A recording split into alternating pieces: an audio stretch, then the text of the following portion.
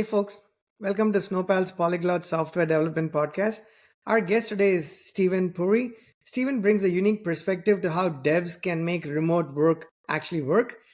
He's been an executive at three film studios, Fox, DreamWorks, and Sony, raised over $20 million of venture funds, and run three tech companies with one exit. Stephen, thanks for taking the time to chat today. Thank you for having me. I hope I have some fun stuff to share. Plenty, because we are. Steven and I had a quick chat. To know a little bit about each other before we hit record, and I can tell you that Steven is a wonderful person. So I'm excited. We have about 25 minutes for this podcast, and I hope we can do more to have a lengthier conversation. But I just want to kick this one off, just because I enjoyed the chat prior to the recording so much that I didn't want to let you go without having a conversation here. So the topic that the title that you recommended is Film Secrets about Remote Work. But before we get into the topic, Mhm. Stephen, if you could just give a brief introduction about you, your work, and anything else you want to share with our audience, that would be great. Absolutely. The thing that I was so engaged when we were talking before about is I have both been a senior executive at a couple of those studios and have also been a software engineer at IBM. I've run tech companies and small tech companies, not Oracle or something. And it is interesting to me the way there are ideas from the film world that overlay, that map quite nicely into this world of remote work and sort of are supportive of making the best of your time working at home or working hybrid. And my path we talked about was I was a software engineer when I was young. Both my parents were IBMers, and my father's from Punjab, my mom was from New York. So my mom was a software engineer and taught me to code. And then I went to USC for school, and I was in LA when film became digital. They sort of merged. And I was like, oh, wow, we can manipulate this large an array or a data set in the computer now. It was possible. Silicon Graphics and some other companies were making that kind of hardware at the time. So I was there by luck of the draw at that moment, and I could speak engineering. I could also speak to a director or producer and be like, oh, what are you looking for? And bridge those two worlds. And so I ended up producing a lot of computer generated effects for movies, including we won the Academy Award for Independence Day, for the visual effects on Independence Day. And I set up a company with the director and producer, Roland and Dean of Independence Day. The three of us had a company to do CG effects and ended up doing that for a few years, sold that 4 years later to a German conglomerate called Das Werk, which is sort of like Liberty Media of Germany. And it was a great exit in my mid-20s. And I was like, oh, wow, this is easy, building companies and selling companies. Not so easy, but I was very lucky because we had a great team that I put together. And so then I wanted to go produce films. And that's when I got really deep into film production, development, and, worked as we talked about it. DreamWorks, I got to work on Transformers 1 and 2 and Star Trek 11, The Proposal and Eagle Eye and the Transformers TV series and a whole bunch of stuff. And then I was recruited to go to Fox, the live action division of Fox Film and Entertainment. And there I ran the Die Hard franchise, the Wolverine franchise. I was on the Independence Day sequel, coincidentally, a bunch of stuff like that. And then I had a moment at one point where I was like, I'm going to wake up and be 40 years old and be doing like Die Hard 11 or something. And I was like, is that anything I would really tell my children about? Which I didn't have children at the time, but I thought about someday I wanted them to be proud of me. And I decided to do something where I actually knew I could create something, which is going back to technology, going back to engineering and saying, you know what, we'll have a tiny company. We're going to find something we can carve out and try and solve it. So I raised a few $1 million twice for two companies. Both of them failed. Both of them did not get to that inflection point of, insane growth and let's go raise A rounds and B rounds. Learned a lot, painful, in many ways it was humbling. And in doing that, actually, this idea came out of that, which is those companies, especially the pandemic, were remote, right? And a lot of the world went through that whole forced remote work from home thing. And what I realized was a lot of the things that had served me in film and have been working in film for decades and decades are the techniques of how to lead or be an IC in a remote or hybrid team. Because I don't know how much of your audience knows this, but film begins remote. Like it is writers alone working in their homes, in their sweats. Sometimes coffee shops. So a lot of writers have a coffee shop habit. And then, you meet with them, you're going to lunches and dinners and restaurants. At a certain point, an idea gets enough traction that you hire a director, you open a small production office, and then 1 or 2 days a week you go in for meetings with line producers and production designers and things like that. And then everyone disperses for 5 or 6 days, and you have a hybrid thing. And then you're on set for $150,000 a day. Everyone is there all day, most of the night, for months at a time, doing that intense principal photography. Then you go back to editing and hybrid work, and then eventually remote. And each one of those stages in the evolution of a film, and I worked more in film than TV, has specific ways in which the team leaders sort of do the things that need to do to create the environment for people to be successful, whether that person is an actor, a technician, whether they're an artist or a craftsman. And also on the IC side, the individual contributors develop techniques about how to be productive, how to be disciplined, how to stay on track and have a productive but healthy life in some ways. And that was really what inspired me to start the Sukha company. And you probably know Sukha is the Sanskrit word for happiness, self-fulfillment. When you're doing the thing you're great at doing, and you're doing it with ease. And I wanted to offer a lot of those ideas to people because I've seen a lot of the obstacles. I've dealt with them myself, and that was kind of my journey to meeting you. Stephen, couple of things there, right? Actually, more than a couple of things. One is you have an incredible voice, so I could just keep listening, right? It's just amazing. And then the way you pace what you're expressing, I have learnings, right? When I do these podcasts, it's Mm-hmm. topic is one part of what I learned from my guests, right? Mm-hmm. But beyond the topic, what I look to learn, and it happens all the time, is other things that you learn from somebody who's taken the time to show up at the podcast. And I don't necessarily express it during the podcast, or not necessarily even after, other than saying a thank you, a wholehearted thank you. But I've got to tell you right during the podcast, because the way you're pacing your thought processes is just inspiring to me, because I am the kind of person who wants to rush to the finish line and whatever it is I'm trying to state. And it makes it challenging, not just for me, but for my audience as well. Sure. Because one is, you could be a bit more patient, like I'm talking to myself. Mm-hmm. And two, when you come with an accent and with a lot of mispronunciations like I do, it makes it even harder, right? Even harder. So that's great. To kick off, thank you so much. It was a brilliant introduction. The two things that resonated with me, let me start there. I mentioned to you before the recording that I have an interest in movies since childhood, to the point that I've written some ridiculously silly scripts in my own tongue, native language, and had people enacted back in India, and I published that on YouTube. But that's a different story altogether. But just making a point, saying what Okay. you're Did not doing know is that. very close to what it resonated with me. Mm-hmm. The second thing is, you mentioned in the area of filmmaking, and I think I need more time. Brevity is not my forte, so I keep watching the clock here. So I'll probably pick a lot of this up the next time we meet. Mm-hmm. But you said that in movies, uh, there's many sequences, there are not sequence, many steps to the Yeah. process. In other words, I'm not going to do justice, because you said it beautifully as to what happens when a writer goes to a coffee shop and Mm-hmm. is working independently and remotely, and then they come back.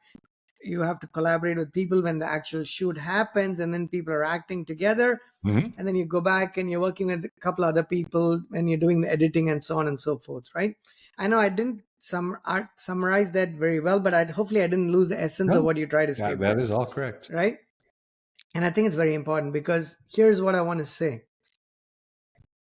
When we talk about remote work and return to office, Mm-hmm. it is almost painted as though it's black and white, meaning you can do one or the other, correct? And Yeah, I there's love where that. you're going with this. Yes. Yeah, and then there's a hybrid option that people come up with, and we'll go to that in a second, because it's not as exciting as what you just said. But what struck a chord right away with me was, Mm-hmm. you took a fantastic example of an industry that's separated from engineering and software, because a lot of the conversations I have Yep. end up being just very specific to the industry, and it's not intentional. It's just because when you don't know anything else, what other options do you have? But just to talk about the Yes. one thing that you do know. In your example, it's making movies.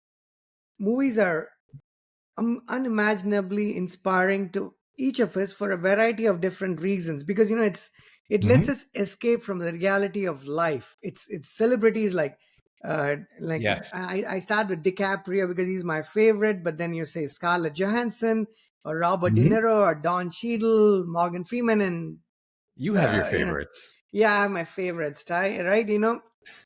The reason is they're all inspiring for a variety of different reasons. Hmm. And the example you took was, how can you make cinema in the way you just mentioned? And it's like it's not shoved down someone's throat saying, hey, writer, you have to come to work at 8 o'clock in the morning to write your script. Yes. So I want you to talk a bit more about that process, but also just to make your life a bit harder, that process in the context of engineering. So it directly resonates with I our would love audience. that. I would love that. Let me give you an example.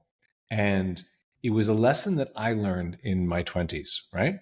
So, something you brought up was you said, you know what? There's this sort of bifurcation, this binary thing of like your RTO or your remote. And these two things can't coexist. And, it's a binary world we live in. In reality, maybe because the pandemic, a lot of leaders and organizations have a new color on their palette they can paint with that they were not painting with a lot before. It doesn't mean that just because now you understand blue, work from home or remote, that you're not still going to paint with red or yellow or something else, right? But suddenly there's the option for that. And that whole spectrum of like, what is the best way to accomplish the goal? I think is what's important because I like to say that work should be what you do, not where you do it, right?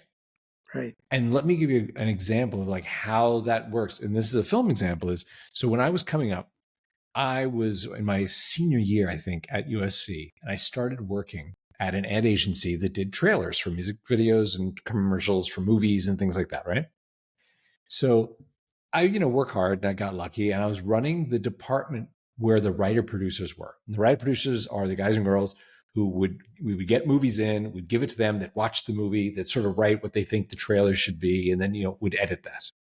So I was the one who got all the movies in. We did a lot of the Warner Brothers and Buena Vista, which is Walt Disney, right? The Disney movies. And I would assign them saying like, oh, hey, Chris, you should, watch this. Oh, James, you should do that. Well, so one of the two guys who owned the agency came into my office, very funny guy. And he said, he always called me Stevie. He's like, Stevie, so, Bart. And I was like, there's a Bart, who works in the tape vault. He, drives tapes around Hollywood. That Bart? He's like, yeah, Bart. He's like, you ever give Bart a trailer to write? I was like, maybe I missed something. I haven't. What are you talking about? He's like, I just have a sense about him. Give him something to do. And I was like, you're the boss. You've been doing this 20 years. I'm still in college. You got it. Let me find something. So I went and I found like a Warner Brothers B title that wasn't due for like a month, right? So in case he comes back after a week or two, I don't know what I'm doing. I could always give it to a pro who just bang it out, right? So I give him this. 2 days go by. So Jeff comes in my office. He's like, Stevie, how's Bart doing? I was like, what do you mean? I gave him the movie 2 days ago. I don't want to bug him. I don't want to stress him out. I'll ask him on Monday. How about on Monday? I'll just ask him how he's doing. He's like, okay, that's fair. That's fair. What else did you give him? I was like, he's never written a trailer before. Like I gave him, I don't want to stress him out with two movies. He goes, Stevie, let me teach you something about how this works. It's about the other thing. It's like, what? He's like, the thing that Bart thinks he's thinking about is never going to produce a great creative breakthrough. It's never going to be a great idea. It is always when you're focused on this thing that the back of your brain that actually does the, oh my God, this and the chocolate and peanut butter. What if he's like, it has to be free to do that because you think you're thinking about this other thing.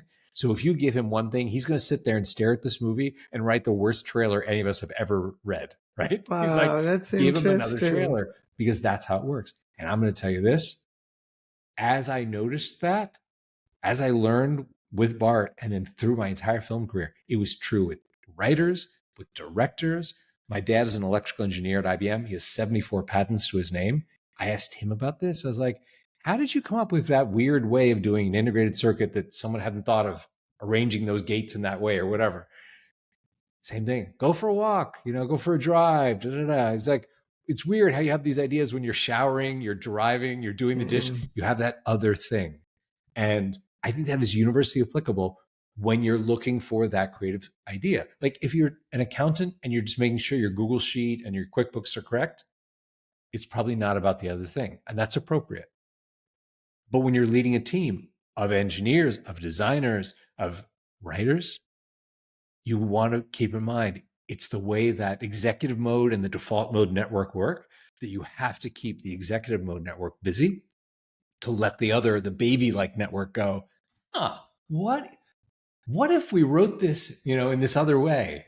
And so that I hope explains this. And a friend of mine, actually, if this is interesting to anyone, a friend of mine wrote a book on this called The Net and the Butterfly. Her name is Olivia Fox.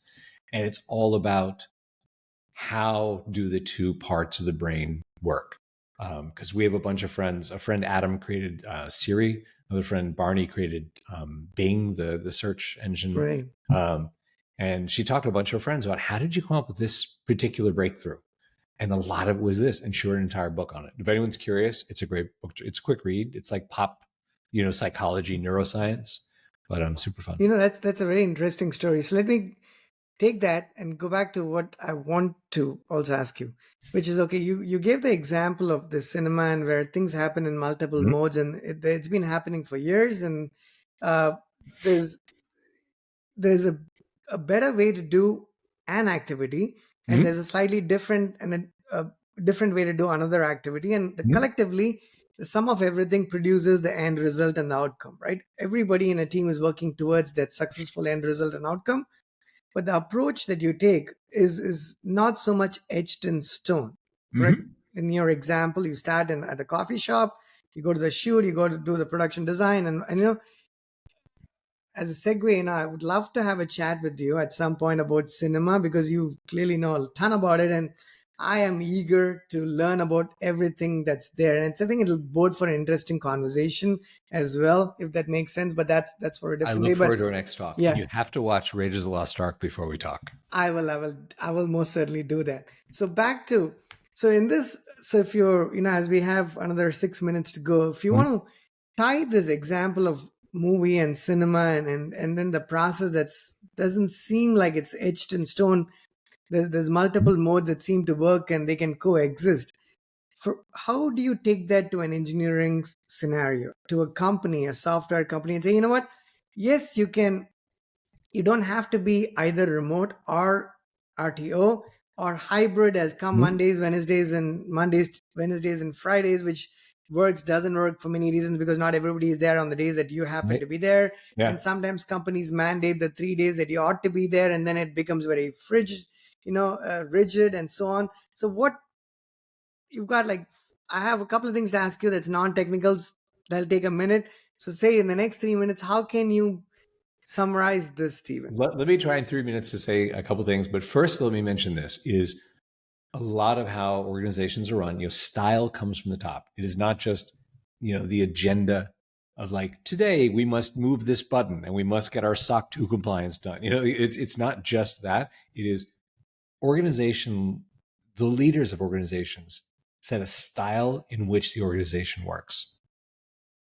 You also have to trust in their hiring, because if the reason you want people in the office is you don't believe that they are working, that may be a problem with how you hire, not about remote work, right? Let's just say that. So Fair point. Very fair I've point. run companies where I've sometimes made mistakes in hiring, and I think you have to address them quickly. So let's assume for this short conversation now, and we'll continue another day after you watch Raiders. Uh, let us assume that hiring is not the issue, and the leaders actually want to lead their teams to greatness, right? I think that what is most applicable is there are universal problems that we have, the universal obstacles we have to doing our best work. I will tell you one that I thought in my life was painful. And now that I run a community of thousands of people, I hear about it all the time, which is the cold start, the morning. And People talk about, oh, procrastination. People talk about overwhelm. And sometimes it is simply that thing of sitting down in the morning and knowing it is the time when you want to start doing whatever you're doing.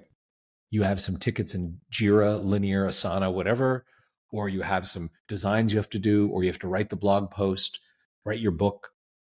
And sometimes that feeling of overwhelm stops you from working, stops you from starting. And there's a lot of productivity writing around this concept of eat the frog, which is an expression from Mark Twain about start the day with your hardest thing. You'll have so much good energy after that. You can get through the whole day. And what I've learned is that is absolutely true for some people, but it is absolutely not true for others, including myself. Like I am someone who needs to start with small things that build momentum where I'm like, oh, I'm getting stuff done, I'm moving through. And then I can eat the frog as like the second or third task. So the reason I bring this up is anyone who has felt that thing of like, I know I have to get going. I'm looking at my task list. It's overwhelming. There are tools. And by the way, I built these into the Suka. Your smart assistant, your assistant in it will help you because if you have a task that's like, write my book, or something, it's inconceivable you're going to do that today. That's not a task. That's a goal for the semester, Right. Yeah. And so addressing that and being like, well, what can I do today? Well, I can outline chapter 1. I'm not going to design my entire app today, but you know what? I could take the UI, I could work on the design system and get the color palette where I like it. Oh, I'm not going to do the entire system architecture of how we're going to rewrite our APIs, but I am going to make a spec document. And it's funny the way, and our assistant helps you with this, just saying like, how can we accurately budget this and do something that you feel like in 30 minutes you can get that accomplished? And then we'll just, move through at a normal pace. So that's like one example that's universal. I hear it from writers, from developers, from designers, and there's a solution to it. And the solution makes you feel happier because you're like, I'm good at what I do. And that is why I call the company Suka, is I want people to be in that place of like, I'm meant to do this. Stephen, amazing. I have a lot of things to ask you, but just because you have we have a hard stop, I'm going to keep those questions for the next time when we connect I and look have this forward to it. That's going to be a fun conversation. part too. Yeah, and typically I'm like I mentioned probably off before the recording, brevity is not my forte. I'm trying to get better at that, but it's sometimes I let the topic organically or the conversation organically end, right? Not force it to come to an end. But today I'm going to do that just because I appreciate that. But I look forward to part 2. But before we have a couple of more minutes, let me first of all thank you for your time, much appreciated. I appreciate your chatting with me. What I'm going to ask you is unrelated to our conversation so far. Just sometimes it helps to break the ice, but with you, I feel like I've known you, so it's actually not breaking the ice. It's just the opposite of that. But for what it's worth, what is your favorite food? And if it's something that I don't understand, or if it's something that people may not understand, you may have to explain it. I will explain it to you, and it's a very weird one. I bet you will never have the same answer from any future guest, and you've never had it a past guest. So when I was young, coming up in Los Angeles, right, there was a restaurant named Orso. It's gone now, but there's still one in New York in the theater district in Manhattan, and it's an Italian restaurant. And they make this one food that is actually kind of typical peasant Italian food. It's like Italian country food, the way some would say about American food, like, oh, fried chicken. Well, it's not high cuisine, but it's kind of country food, right? So it is pan fried calf's liver with onions and pancetta. Wow. And the onions are crispy onions, and they do like the haute cuisine version of this. And there was a friend of mine's aunt who was a sort of socialite in Beverly Hills. She would take us to Orso for like special occasions. And then at those special occasions, she'd once recommended this. She's like, if no one's ever had this, try it. And the funny thing is, my family's relatively poor when we were young, and my mom would get calf's liver because it had a lot of nutrients in it. It's not a typical food that you eat, especially when you're wealthy, but it was something that evoked my childhood. And my mom died when I was young. And I remember she was like, let me make this for us because it has a lot of iron, it has a lot of things, a lot of nutrients. So I tried it, and it was like the most amazing version of what my mom made when I was little. And when I go to Manhattan, which is where I'll be in like a week and a half, I'm absolutely going there to have that because it brings out in me a feeling of happiness of my mom's Wow. contribution when I was little. It very nice that you explained it, because to me, I'm not great at understanding it. I'm vegetarian and I only understand Mhm. certain kinds of food. But So is my dad. you expressed it beautifully there. I know we've run out of time, but again, folks, this is Stephen Puri. Stephen runs the Suka company. I'm going to include the link to Stephen's LinkedIn profile and Mhm. your company links here. But there was other links you want for us to include. We are more than happy to do that, Stephen. Mhm. Uh, Thank you so much again. Right, just need to hang on for a couple of seconds after I hit stop so the recording uploads. But uh, folks, again, it was phenomenal. Thank you so much, Stephen, for taking time out of your schedule to having this really calm conversation. It was very much needed on a pretty I don't know, erratic day at the stock market that I've been watching Mhm. all day long. It's been the perfect end Been crazy. after the markets close. So thank you so much, Stephen. Much appreciated. I appreciate having me on, and thank you for encouraging us to have this talk. Super. Thanks. Hey, Steve.